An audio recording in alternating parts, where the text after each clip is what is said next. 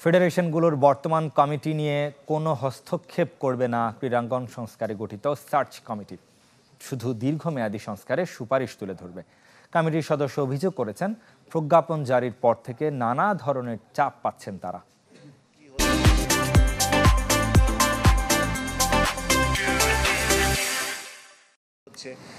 আমরা আপনাদেরকে জানিয়ে দিব।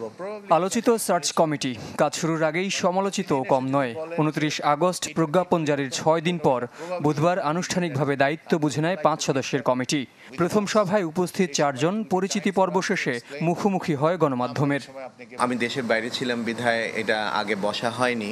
ইনশাল্লাহ আমাদের সবারই চেষ্টা থাকবে যে সুন্দর কিছু একটা করা, এবং যেটা বাংলাদেশের স্পোর্টসের উন্নয়নের জন্য আমাদের সামনের দিনগুলোতে যাতে আমরা আরও সামনের দিকে এগিয়ে যেতে পারি। প্রথম দিনের আলোচনায় ঠিক করেন কর্মপরিকল্পনা, উড়িয়ে দেন ফেডারেশনগুলোতে হস্তক্ষেপের শঙ্কা। এক্সিস্টিং কমিটি ভেঙে দেওয়া, তাদেরকে পুনর্গঠন করা আমরা সাজেস্ট করব, বাট আমরা কিন্তু করে দিচ্ছি না আনলেস দি মিনিস্ট্রি আমাদেরকে বলে আপনারা এই কমিটিটা বানিয়ে দেন।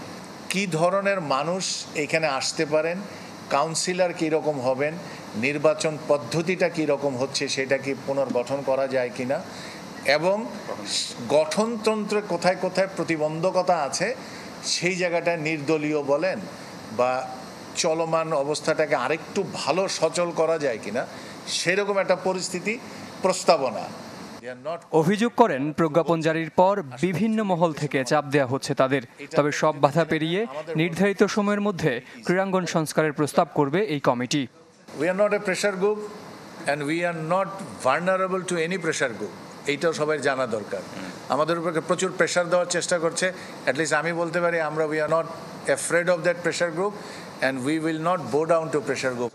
রাজনৈতিক পট পরিবর্তনের পর গা ঢাকা দিয়েছেন বিভিন্ন ফেডারেশনের কর্তা ব্যক্তিরা। ব্যাহত হচ্ছে খেলা, স্থবিরতা কাটাতে জাতীয় ক্রীড়া পরিষদকে এগিয়ে আসার আহ্বান সার্চ কমিটির। জহির সাগর, চ্যানেল 24, ঢাকা।